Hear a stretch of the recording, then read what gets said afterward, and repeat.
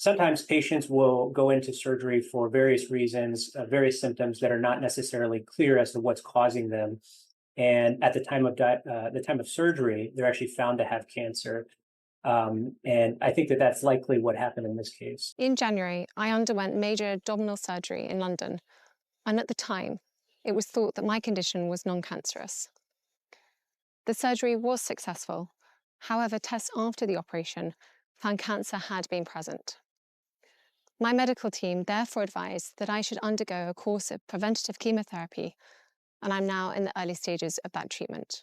Hello everyone, welcome to my channel. Today, I want to share my personal experience with being diagnosed with cancer and undergoing treatment. It's been a challenging journey, but I hope my story can provide some insight and encouragement to anyone going through a similar situation. In January, I underwent major abdominal surgery in London for what was initially thought to be a non-cancerous condition. However, tests after the operation revealed that I had cancer. This was a complete shock, as my symptoms were quite nonspecific, such as abdominal pain, blood in the stool, or cramping. It's quite common for patients to present with these kinds of vague symptoms, which can lead to further diagnostic tests like CT scans. Sometimes, even these tests may not clearly indicate cancer, and it's not until the surgery that the true nature of the condition becomes apparent. After the unexpected cancer diagnosis, my medical team advised that I should undergo a course of preventative chemotherapy. This type of chemotherapy is recommended when the surgeon removes all visible cancer during the operation, but there's a risk of tiny, undetectable cancer cells remaining in the body. The goal of preventative chemotherapy is to kill off these remaining cells before they have a chance to spread and cause a recurrence of the cancer. The decision to pursue this treatment is based on assessing the individual patient's risk of recurrence, which is calculated by examining factors like the stage of the cancer, lymph node involvement, and whether it has spread to other organs.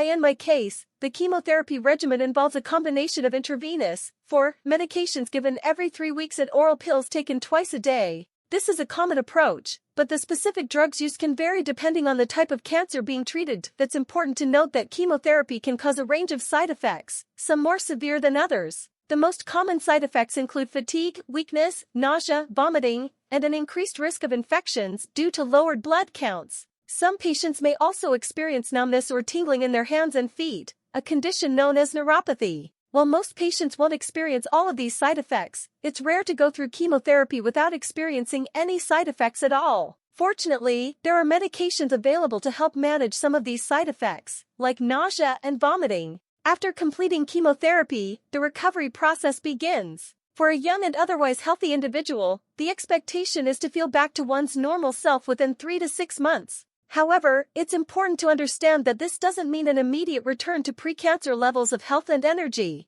Recovery is a gradual process, and it's crucial to be patient and focus on regaining strength and well-being. During this recovery period, and for several years after, regular surveillance is necessary to monitor for any signs of cancer recurrence. This typically involves periodic CT scans and other imaging tests, as the majority of recurrences tend to occur within the first 3 to 5 years after treatment. The ultimate goal is to achieve a complete cure, and the surveillance process is essential to ensure that any potential recurrence is caught and addressed as early as possible. My cancer journey has been a challenging and eye-opening experience. From the unexpected diagnosis to the rigors of chemotherapy and the ongoing recovery process, it's been a physical and emotional roller coaster. However, I remain hopeful and determined to overcome this obstacle. I'm incredibly grateful for the support of my medical team, family, and friends, and I encourage anyone facing a similar situation to stay strong, educate themselves, and lean on their support system. Remember, you're not alone in this fight, and with perseverance and the right treatment, there is always hope for a full recovery.